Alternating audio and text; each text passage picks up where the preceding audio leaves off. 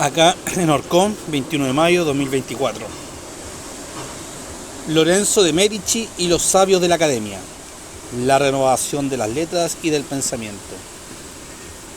Desde el comienzo del siglo XV, Florencia trabajaba arduamente por conseguir un sitial de privilegio en el mundo occidental. Aspiraba a ser una nueva Roma, y con la multitud de artistas que había producido en los últimos años, aquel sueño se había convertido en realidad.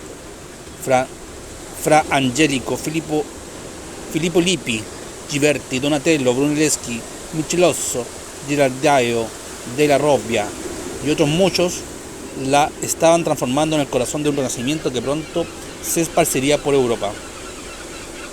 Con todo, la ciudad del Arno no podía darse por satisfecha produciendo obras de arte. Aquel rincón privilegiado de Italia se sabía talentoso. A juicio de sus habitantes, la ciudad estaba llamada a ser el cerebro del mundo. No en vano, Cosme de Medici gustaba decir: denme un florentino cualquiera y con unos pocos metros de tela roja lo convertiré en el más refinado aristócrata. La ciudad entera se encontraba de acuerdo.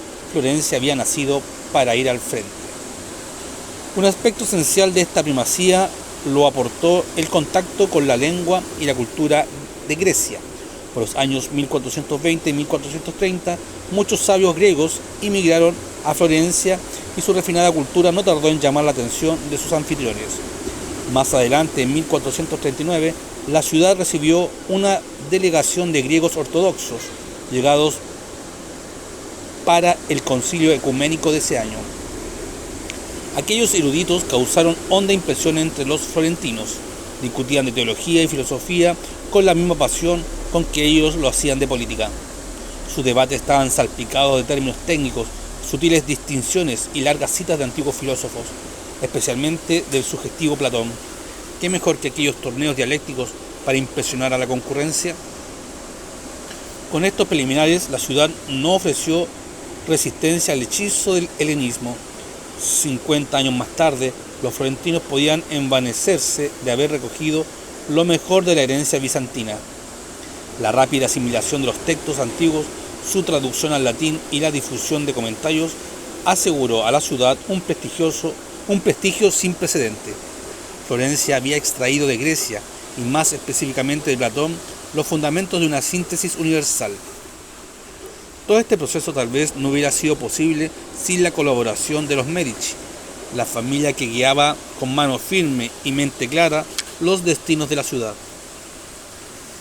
Aquella estirpe provenía de un poderoso linaje de mercaderes que habían llegado a dominar un vasto y lucrativo conjunto de negocios, entre lo que contaban la banca, el comercio, la producción de lanas y sedas, y que en poco tiempo había extendido sus actividades por toda Europa. Aunque constituían la familia más poderosa de Occidente, su historia no estaba ligada a la nobleza de la sangre. Había comenzado como simples burgueses. La suya era la aristocracia del talento y la cultura. De acuerdo a este origen, a los Medici no le bastaba con ser mecenas de las artes, pretendían hacerlo también de las letras, y lo lograron. En torno a ellos confluyó una legión de poetas, literatos y filósofos que, tanto en obras como en prestigio, estuvo rápidamente en condiciones de competir con los artistas. Aquel círculo intelectual fue precedido por Lorenzo el Magnífico, nieto favorito de Cosme de Medici, y en cierto modo encarnación ideal del príncipe renacentista. Veamos cómo.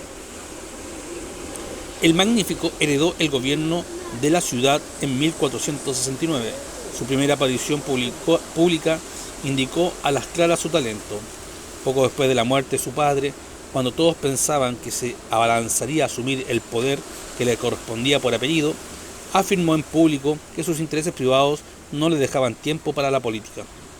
Se hallaba demasiado ocupado con sus libros, sus manuscritos y su colección de antigüedades. Aquella renuncia anticipada hizo entrar en pánico a los infinitos sostenedores de los Medici, que, viendo que se quedaban sin cabeza, fueron a suplicarle que asumiera sus responsabilidades. No necesitó más que eso para hacer una entrada digna de su abuelo. Después de hacerse de rogar por un tiempo prudente, el Magnífico asumió el poder en gloria y majestad. La buena fortuna le permitió incluso sortear un mortal atentado en su contra, ocurrido el sábado santo del año 1478. Ese día, un sicario se arrojó sobre él, justo en el momento en que el sacerdote levantaba la hostia consagrada en las ceremonias de Semana Santa. Una mano amiga le salvó la vida empujándolo a la sacristía de la catedral, en la que pudo refugiarse a la espera de que las circunstancias se apaciguaran.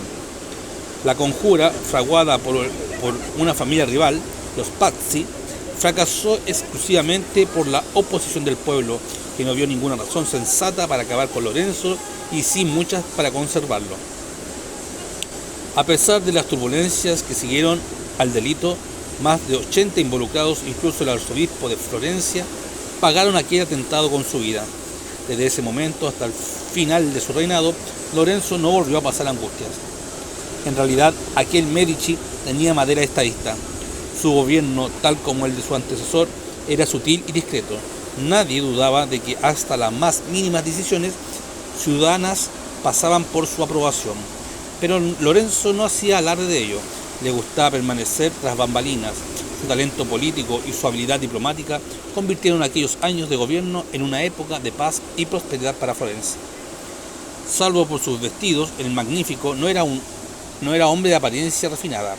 Era robusto, de tez oscura y trato campechano. Tenía la quijada grande, la mirada amable y la nariz algo aplastada. Poseía un carácter jovial e incluso seductor. En relación a su persona, le molestaba la pompa de las ceremonias y los protocolos. Prefería los modos llanos, el humor fácil y la cortesía sincera. Tenía el extraño talento de no hacer sentir a nadie incómodo o fuera de lugar. Diplomáticos, artistas o intelectuales, con todos se sentía tan a gusto como con el pueblo llano. Los florentinos lo amaban, entre otras cosas, porque le fascinaban las fiestas, de los desfiles y los torneos. Entre los ciudadanos de Florencia, esas tradiciones eran tan magníficas como arraigadas. Alianzas políticas y visitas ilustres se celebraban en grande. En tales ocasiones la ciudad se vestía de fiesta, había banquetes, bailes y justas, y el Medici era el primero en celebrarlo. No en vano su apodo de Magnífico le fue concedido por su gran liberalidad, el generoso empleo de su riqueza en beneficio público y la magnificencia general de su vida, de la que participaba Florencia. Tal como su ciudad, Lorenzo era un sincero gozador de la vida, como afirmaba una epicúrea canción escrita por él mismo, que solía cantarse por las calles de Florencia en las noches de juerga. Cuán bella es la juventud que aún así se escapa. Quien quiera ser feliz, que lo sea. El día de mañana no hay certeza. Era además el hombre más rico del mundo. Sus negocios florecían por toda Europa y no existía un solo gobernante que no buscara su amistad, su prestigio y su consejo. Amado por sus súbditos y admirado por sus iguales, ¿podía acaso pedir algo más? En realidad, sí. Aquel hombre era también culto y refinado, y estaba tocado por el genio del poeta, del filósofo y del mecenas. Su interés por la cultura se había manifestado desde muy temprano. Era todavía un niño cuando los estudios prescritos por Cosme habían comenzado a familiarizarlo con textos de Cicerón, Virgilio y Sófocles. Su maestro, Ficino, lo había introducido en el conocimiento y la veneración de Platón. Provisto de ese entrenamiento, siempre se había sentido como entre pergaminos, códices y manuscritos. A los 23 años fundó la Universidad de Pisa, a la que no tardó en convertir en la primera de Europa. Posteriormente estableció colegios y otras instituciones para ayuda de quienes no disponían de libros y no podían costear los gastos de su educación. Él mismo combinó los deberes de estadista con los afanes del poeta.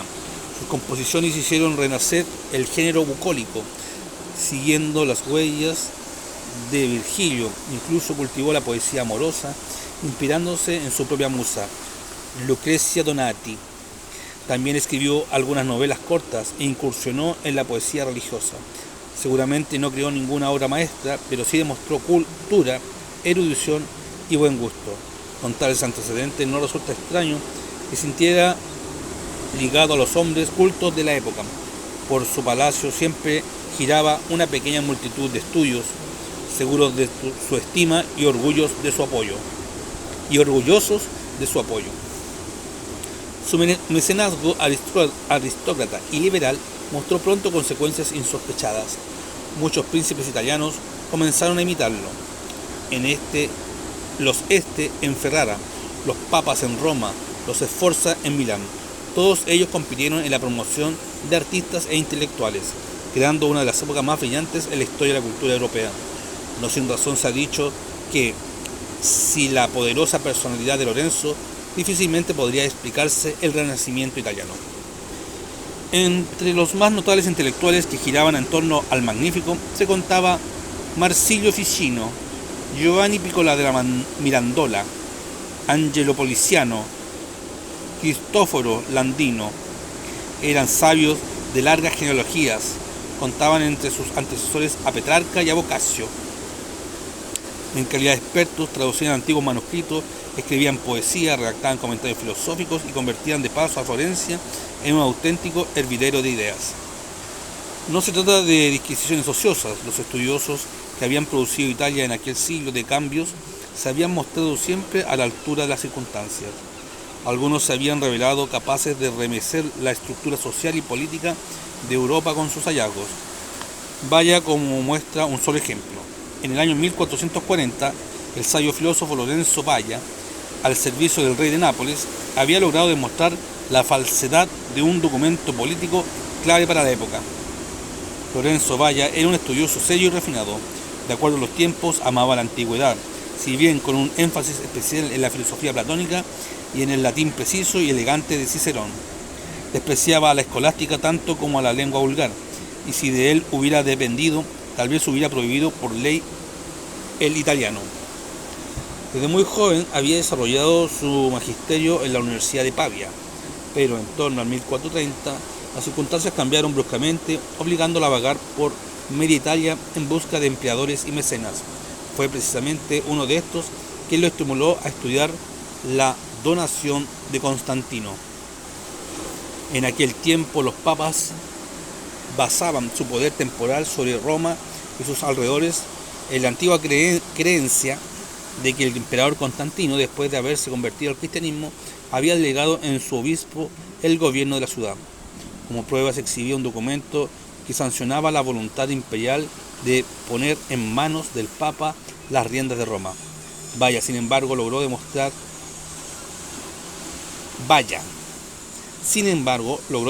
de forma fehaciente que aquel documento constituía una falsificación histórica producida a mediados del siglo VIII para justificar la existencia de los estados pontificios.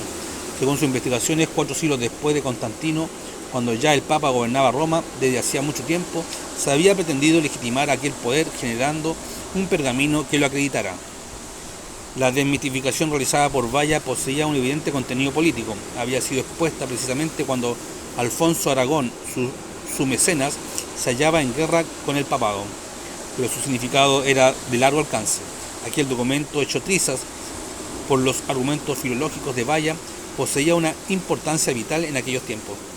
Los papas habían gobernado Roma desde hacía más de 10 siglos y en los últimos tiempos se había acostumbrado a actuar como príncipes temporales, preocupándose más por su poder político sobre los estados pontificios que su poder espiritual sobre la Iglesia.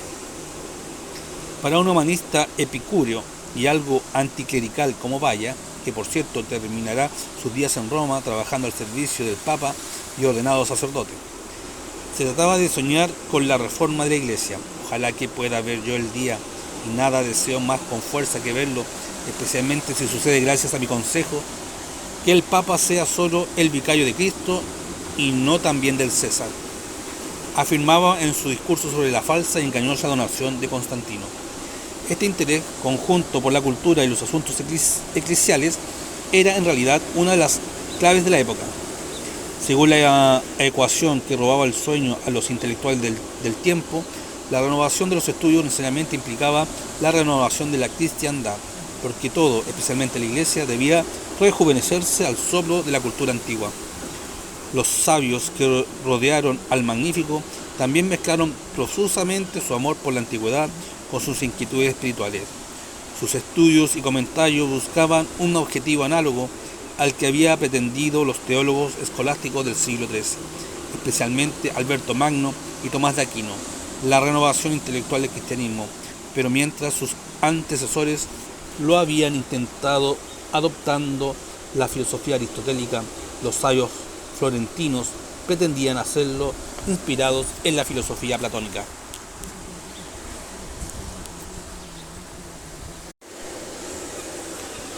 El estandarte del platonismo les permitía tomar distancia del pensamiento medieval, al menos en dos aspectos que consideraban esenciales. El primero era el lenguaje bárbaro, en que se había expresado las grandes sumas filosóficas del siglo XIII. A ojo de aquellos sabios, la calidad de la expresión valía tanto como la doctrina que se transmitía. La opción por Platón implicaba al mismo tiempo la denuncia de una escolástica que, según ellos, había terminado por reducir el saber a pura exterioridad. Ellos, por el contrario, pretendían renovar la perenne lección de Sócrates, Platón y San Agustín. En el interior del hombre habita la verdad. El humanismo, así se llamó la corriente que aglutinó a los sabios de Florencia, consolidó una nueva actitud frente al ser humano y al saber. En todos sus escritos se proclamó la belleza de este mundo, se exaltaron las posibilidades que ofrecía la existencia terrena y se valoró la suprema dignidad del ser humano. Los dos grandes protagonistas de esta renovación intelectual fueron Marsilio Ficino y Giovanni Pico di Mirandola. Ficino, 1433 y 1499, fue un sabio en toda regla. En 1451, el viejo Cosme le encomendó la traducción y comentario de todas las obras de la antigua academia. Desde aquel momento, el neoplatonismo pasó a ser algo muy parecido a la doctrina oficial de los Medici. Ficino tomó aquella misión muy en serio. A lo largo de su vida, llegó a considerarse el auténtico restaurador de la obra de Platón. En 1462, los Medici le regalaron una villa en Careggi para que pudiera dedicarse con toda serenidad al estudio y a la traducción de su maestro. En ella tuvo la sede la Academia Platónica, de la que Ficino fue siempre el alma y la inspiración. Los sabios del tiempo se reunían allí para exponer sus estudios, discutir sus conclusiones e incluso recrear en voz alta los antiguos diálogos de Platón, asumiendo cada uno un personaje distinto. Todo este esfuerzo académico arrastraba un innegable halo sagrado. La adhesión que profesaba Ficino al fundador de la academia poseía un carácter casi religioso. En la hermosa villa de Lorenzo le había regalado el sabio, mantenía constantemente una lámpara encendida frente a la estatua de Platón, a quien no dudaba en calificar como el más querido de los discípulos de Cristo. Las reuniones de intelectuales convocadas por la academia terminaron siempre con las alabanzas del maestro, entonadas a la manera de un himno sacro, y el aniversario de la muerte de Platón se celebraba con toda pompa, como si fuera una liturgia en honor a un santo tutelar. De hecho, Ficino fue también sacerdote y siempre consideró que su interés filosófico y su vocación sacerdotal no eran cosas del todo distintas. Algunos afirmaban que al celebrar la misa comenzaba diciendo: queridos hermanos en Platón. Loco excéntrico, lo cierto es que a lo largo de su vida Ficino desarrolló una vastísima labor de comentarios a las obras de Platón, traduciendo una buena cantidad de sus diálogos. Vertió también en latín diversos textos neoplatónicos, tanto paganos como cristianos, Plotino y Dionisio especialmente. Con tales antecedentes su fama se extendió como un reguero de pólvora y desde toda Europa comenzaron a llegar estudiantes para escuchar sus conferencias. En realidad, Ficino no era un pensador particularmente original. Tanta veneración por Platón escondía ciertas insolvencias creativas. En su teología platónica, su principal obra, era claro que no siempre los diálogos calzaban con los evangelios. En otras circunstancias, tal carecía hubiera sido evidente, pero el ambiente promovido por Lorenzo, todo contribuía a rodearlo de una aureola de sabiduría. Ficino consideraba que, para vencer la incredulidad que carcomía la fe, era preciso establecer una religiosidad docta que surgiera de la fusión entre cristianismo y platonismo. A sus ojos, la sabiduría de la antigüedad podía renovar la fe cristiana, orientando a los hombres hacia una comunión con la divinidad que se realizara a través de la razón y la belleza, no a través del temor y la penitencia. Según Ficino, no existía ninguna diferencia sustancial de autoridad entre los textos bíblicos y los discursos producidos por la antigüedad pagana, Platón especialmente. La revelación de Dios a la humanidad era una sola y abarcaba en igualdad de condiciones desde los mitos del mundo antiguo hasta las parábolas del Evangelio. Bajo este supuesto, la antigüedad, sus leyendas y sus escritos se tiñeron de una sacralidad casi cristiana. Las grandes pinturas del tiempo lo expresaron a su modo. El nacimiento de Venus, por ejemplo, constituía un mito clásico. La diosa de la belleza y del amor había surgido de las aguas y, empujada por el céfiro, había llegado a las riberas de la tierra. Pero en el pincel del gran Sandro Botticelli, miembro del mismo círculo humanista liderado por Ficino, aquella narración parecía haber penetrado en una esfera que a este momento había sido patrimonio de la devoción religiosa. Se trataba de una verdadera fusión entre temas paganos y cristianos. En el nacimiento de Venus, la diosa del amor simboliza el humanitas, representación visual de la consonancia entre el platonismo y cristianismo. Según Platón, el amor constituía la fuerza que, ante la visión de la belleza, elevaba al hombre al absoluto, devolviendo al alma sus alas para volar a la patria celestial. Giovanni Pico di Lamandolla, 1463-1494, el Fénix de los ingenios, fue el más aventajado de los discípulos de Ficino. Ya desde su juventud dio muestras de un talento desbordante. Aprendió 22 lenguas y el mismo Lorenzo bromeaba diciendo que la única razón por la que no hablaba el idioma número 23 era porque no había podido encontrarlo. Este joven pulcro, cordial y de suaves maneras fue aún más completo que Ficino. Su fascinación por Platón nunca logró deslumbrarlo. Atendió también a Aristóteles, a quien se esforzó por sintetizar. Luchó contra los reduccionismos que pretendían convertir el humanismo en simple gramática y se empeñó por conservar la sabiduría de la discutida escolástica. Lamentablemente murió a los 31 años. De no haber sido por su imprevista desaparición, seguramente hubiera dejado profunda huella en la literatura y el pensamiento italiano. En su obra más famosa y también más abrumadora, Las 900 tesis, Pico di Lamandolla recogió proposiciones tomadas de las más diversas fuentes culturales: teólogos cristianos, filósofos platónicos, sabios aristotélicos, comentaristas árabes. Ni siquiera excluyó a los pensadores esotéricos, lo que le valió 6 años de excomunión por parte de Roma. Su intención era sintetizar en aquella todo lo cognoscible, demostrando que el cristianismo constituía el punto de convergencia de las más diversas tradiciones culturales, religiosas, filosóficas y teológicas. Incluso se declaró pronto a defender sus 900 tesis contra quien quisiera hacerle frente a un torneo filosófico oratorio. Desde luego no encontró ningún opositor dispuesto. El rasgo más impersevero de su doctrina fue su peculiar exaltación de la dignidad del hombre. En torno a este tema giró gran parte de su pensamiento. Su discurso sobre la dignidad del hombre constituyó una suerte de manifiesto del humanismo florentino de aquel tiempo. A sus ojos, la grandeza humana se debía no a una posesión, la razón por ejemplo, sino a una privación. Mientras todas las criaturas estaban determinadas por la forma específica que se les había conferido, el hombre carecía de una naturaleza que lo condicionara. Estaba constituido de tal modo que era él mismo quien decidía su forma. Según Pico di Lamandolla, todo lo que existe, desde los ángeles hasta las piedras, tiene un lugar prefijado en el orden del universo. El hombre no. En ello radica su dignidad, el ser el propio constructor de sí mismo. Uno de sus contextos más célebres es un discurso puesto por su autor en boca de Dios, que se dirige solamente al hombre recién salido de sus manos creadoras. En sus líneas, el humanista florentino recalca la dignidad única del ser humano, de lo que se distingue de todo lo creado.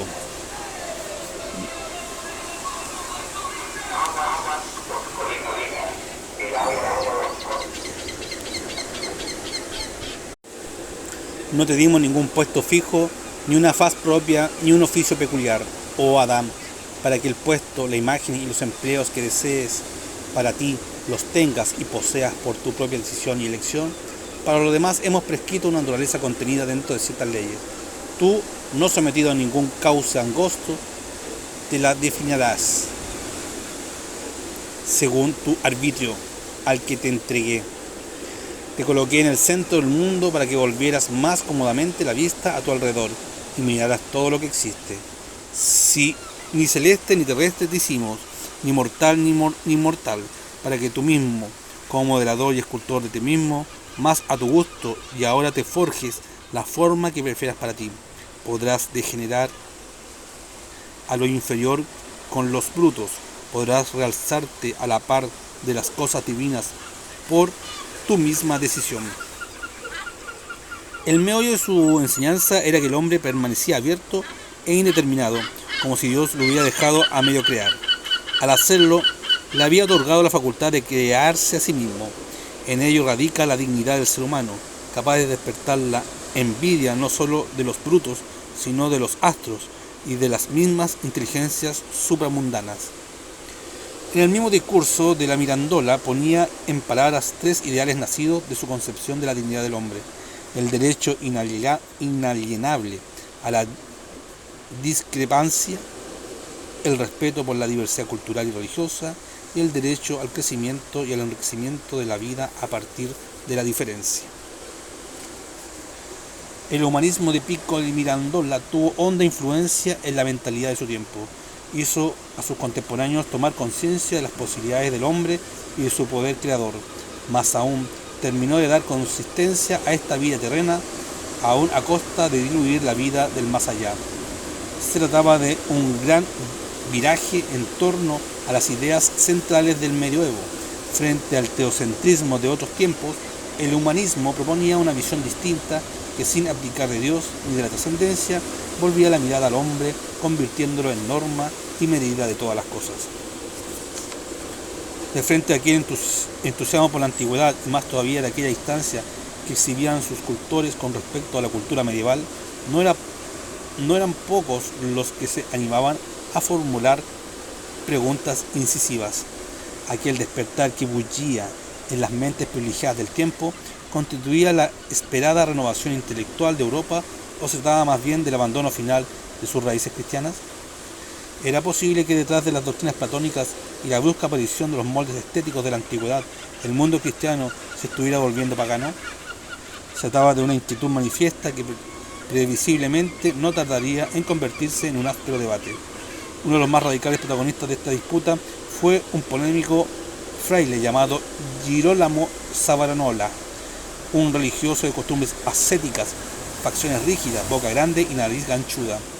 Desde su convento de San Marcos predicaba incansablemente la reforma de la Iglesia, atacaba la corrupción de los papas y acusaba a la tiranía de Lorenzo. Denunciaba sobre todo los errores del pensamiento humanista y la degradación del arte renacentista. Para aquel dominico de tintes fanáticos, la cultura que giraba en torno a los Medici no era más que paganismo y decadencia. Por si eso no fuera suficiente, su reforma aspiraba al dominio político, además de desprestigiar públicamente el gobierno del Magnífico, pretendía imponer sus ideas en toda Florencia. Después de varios años de trabajo constante, parecía estarlo logrando. Era un predicador fogoso y cuando hablaba en la catedral congregaba muchedumbres. Muchos florentinos sollozaban a los pies del púlpito donde el incendiario fraile arremetía contra gobernantes, humanistas, clérigos y condortieros. Era evidente que su prestigio iba en aumento. El mundo de la cultura había aprendido a temer a sus aires inquisitoriales. Hacia el año 1490 no había en Florencia un solo impresor que se atreviera a publicar una obra que no contara con su aprobación explícita. Incluso algunos intelectuales y artistas se habían rendido ante su hechizo. Al menos por algún tiempo, Pico de la Mirandola se contó entre sus admiradores, y el mismísimo Sandro Botticelli, después de haber creado pinturas sublimes inspirados en la antigua mitología griega, cayó bajo su embrujo, declarando pagana y decadente toda su obra anterior. Lorenzo el Magnífico hizo de todo por acercarse al fraile, evitó obstaculizar su carrera y controlar su influencia, aunque su prestigio y su poder le hubieran permitido cómodamente hacerlo. Tuvo la ingenua esperanza de que su amistad podría moderar sus ímpetus revolucionarios.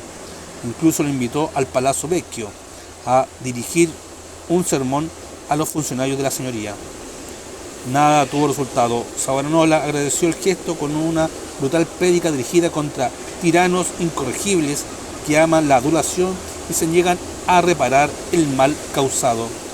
no escuchan a los miserables, no condenan a los ricos, pretenden que los pobres y los campesinos trabajen gratis para ellos, compran voto, oprimen al pueblo. ¿Por qué permitió Lorenzo la continua y sediciosa prédica de Savonarola? Tal vez porque se sentía muy seguro de su propio poder, tal vez porque nadie se había resistido a sus buenas maneras y a su urbana cortesía, tal vez simplemente porque lo intrigaba aquel fraile capaz de conmover al pueblo y de fascinar a sus propios intelectuales. Lo cierto es que el destino había dispuesto un desenlace a aquel sordo enfrentamiento entre la cultura y el fanatismo. A mediados de 1492, Lorenzo se sintió enfermo y se hizo trasladar a la villa de Carregui. Tenía apenas 43 años, pero se encontraba a las puertas de la muerte y lo sabía.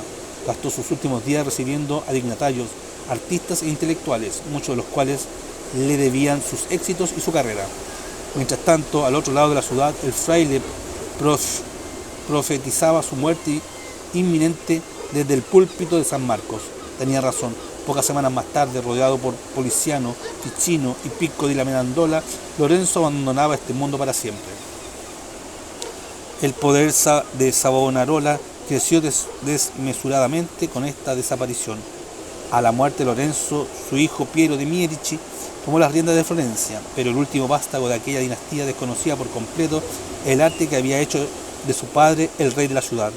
Era arrogante e imperioso.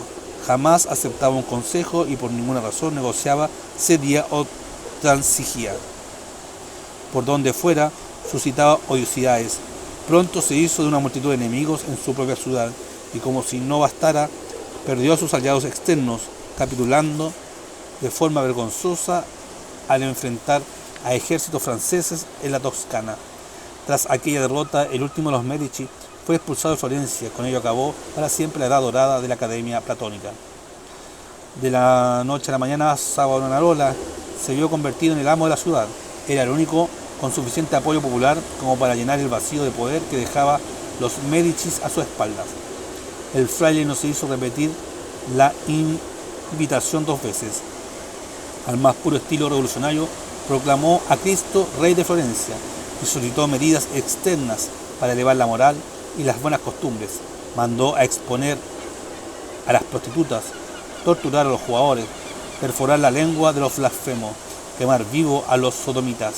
Estimuló a los niños a denunciar todo lo que atentara contra la decencia y la fe cristiana en sus propias familias. Hizo confiscar adornos, máscaras y perfumes, requisó libros de poesía y los cuadros que representaran desnudos o escenas mitológicas.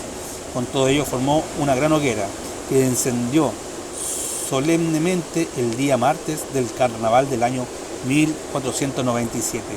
El puritanismo más exacerbado sucedía a la alegría vital que había caracterizado la época de Lorenzo el Magnífico. La aventura de Savonarola terminó dramáticamente. Sus apoyos en la ciudad comenzaron a titubear al ver el camino radical que tomaba aquel iluminado. El clero de Florencia emprendió una guerra contra el visionario y la oposición tomó forma al calor del descontento. En marzo de 1498, el gobierno de la ciudad tomó cartas en el asunto, prohibiéndole predicar en público. Incapaz de razonar, Savonarola hizo caso omiso de todas las advertencias y prohibiciones. Finalmente, las autoridades civiles lo sometieron a proceso. No parecía existir otro modo de librarse de aquel exaltado. Se lo halló culpable de sublevar al pueblo con doctrinas temerarias y sumariamente se lo condenó a muerte. Tal vez era el único final posible en aquel brutal choque de mentalidades.